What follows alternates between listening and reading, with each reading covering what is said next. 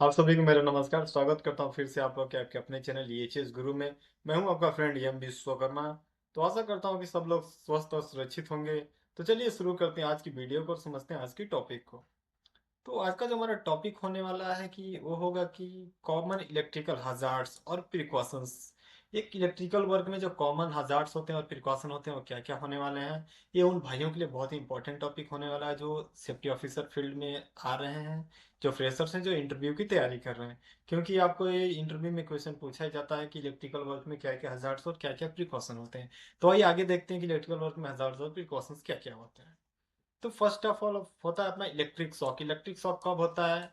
जब हम किसी लाइव वायर के डायरेक्ट कांटेक्ट में आ जाते हैं, कोई फॉल्टी इक्विपमेंट के कांटेक्ट में आते हैं या कहीं पे अर्थिंग लीकेज है तो वहां पे हम लोगों को इलेक्ट्रिक शॉक लग सकता है। फिर उसके बाद arc flash blast. Arc flash blast एक सडन इलेक्ट्रिकल एनर्जी एयर में रिलीज होती है जिससे हम लोग को बर्न हो सकता है, ब्लाइंडनेस हो सकता है, हियरिंग लॉस हो सकता है या फैटेलिटी हो सकती है।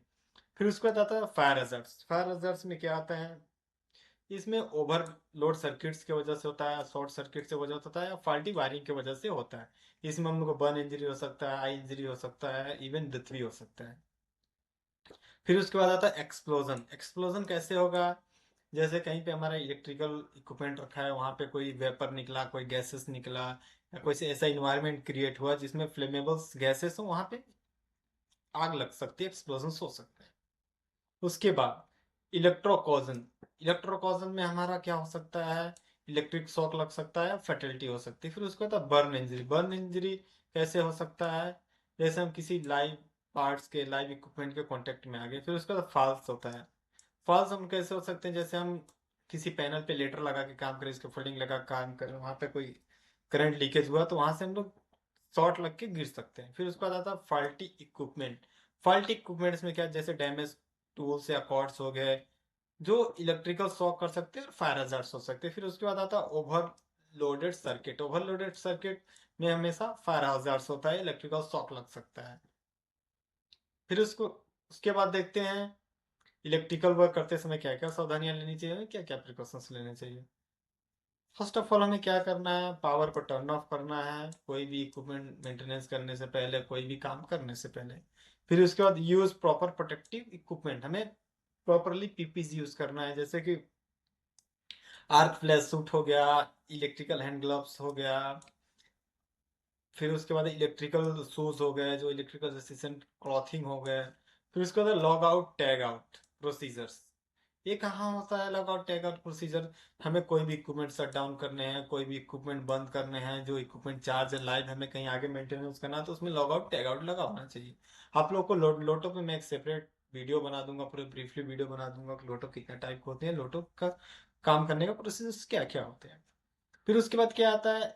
Use insulated tool. हमेशा इलेक्ट्रिकल काम करने से पहले इंसुलेटेड और सर्टिफाइड टूल यूज करना चाहिए। फिर उसके बाद वेरीफाई एब्सेंस ऑफ वोल्टेज। हमेशा हमें सारा लोडो करने के बाद, वायर निकालने के बाद हमें वहां पे वेरीफाई करना है कि वहां पे वोल्टेज नहीं है। वोल्टोमीटर से हम वेरीफाई करेंगे। फिर उसके बाद क्या आता है? Maintain safe distance. हमें सेफ डिस्टेंस इलेक्ट्रिकल पैनल से, एलटी से कितना मेंटेन करना चाहिए, एचटी से कितना मेंटेन करना चाहिए, मैं यहाँ पे आप लोगों को बता दूंगा। फिर उसके बाद आता है अपना रेगुलर इंस्पेक्शन।